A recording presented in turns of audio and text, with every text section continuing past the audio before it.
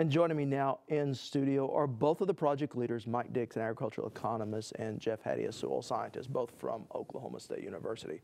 Well, something I think we were all reminded of, and the students were certainly learning, is just how physically and mentally demanding a trip like this can be. You know, it really is, Rob. When you get out of your element, as these students were, and they were in a new environment, and they didn't have the normal transportation, there was a lot of walking involved.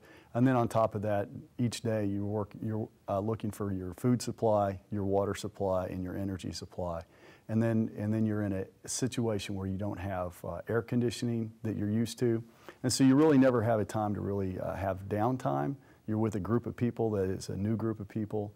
And so you've got this constant battle, and you never really get by yourself and really have a time to get comfortable and relax like many of us are used to. And Mike, you're no stranger to international development. You're an old Peace Corps guy. You've done lots of these projects. Give me some of your reflections on this trip. I think probably the best example of what Jeff was saying is the daily trips that we made to go find food in the market. And it was an all-day affair. And you know, as you found out, that eating rice 3 meals a day was hardly seemed like a reward for spending that much time in the market. And at the end of the trip, nobody wanted to go to the market. It was just too taxing of a task, and it was too little food to find. And it was a dry season, but that's a typical. You roll in, roll out. Sometimes in the season there's plenty of food to be found and it's cheap. Other times not so much, and you have to do what you can.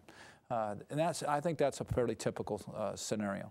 You know, and I think an interesting dynamic came about at the market, and what I want you to tell us more about is you were encouraging the students who were buying the food to negotiate with the people that were selling it, even though we well could afford to pay the price, but you were having the students negotiate. Why is that? Well, you know, any market economy, the biggest concern of everybody else, you know, and even farmers here, is to say, you know, they want to make sure that they got all they could, and more importantly is they want to make sure that they got the price that somebody else got. And so when you negotiate with somebody, if they were to offer you a price and then you paid that price, what the thought that's left to them is, I could have asked for more. So in that negotiation, they know that they're working hard to get the price that commodity's worth. And that's what you have to leave them with, is that they got all they could for what they brought to the market. What do you think we were able to leave behind? And again, this is a project that is an ongoing project, but after this one specific trip, Jeff, what do you think we were able to leave behind? I think we were able to leave behind a vision or ideas of what these people, these students in particular, could do, both our students as well as the students that we worked with in Sierra Leone.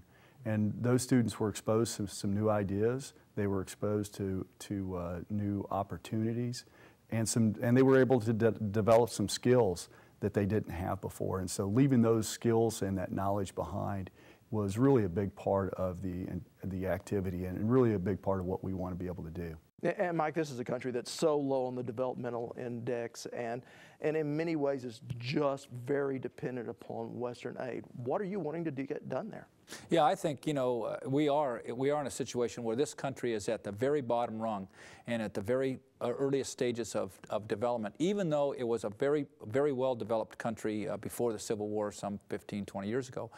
So I think what we left them with is hope, primarily. I mean, we came in and started farming in a period of time, in this season, this dry season, where you would normally not grow anything. You will stand by and harvest the cassava because it's just sitting under the ground, and that's what you're going to live on is through that dry season. And yet we came in and said, look, we started over 1,000 plants, set up the drip irrigation so they could grow those crops. And so we're trying to explain to them, you can grow crops in the dry season. We can make this work. And you know, for those people that are, as I said, that are moving around trying to find something besides rice. Rice isn't a sufficient diet. I mean, there's got to be something else in that diet. So all those vegetables that we are planting, it gives them that thought that perhaps there is another way to do it, and now they can see it. And I think it's an important point to make that this truly is a win-win situation. Not only are the orphans going to be able to benefit and your colleagues at Njala University, but the students here, you know, can benefit as well. What do you say to the young people that not everyone can pick up and go somewhere for 12 days, just for either for the time or not to mention the cost? What do you say to the students here? How can they get involved? Well, there's many ways they can get involved. When we have students who come here from other countries, they can begin to introduce themselves to those students and become engaged and really just be thinking broader internationally and on a global scale. There's some of the students will do fundraising activities to be able to support that, and so they could help their colleagues here and their fellow students here to be able to go.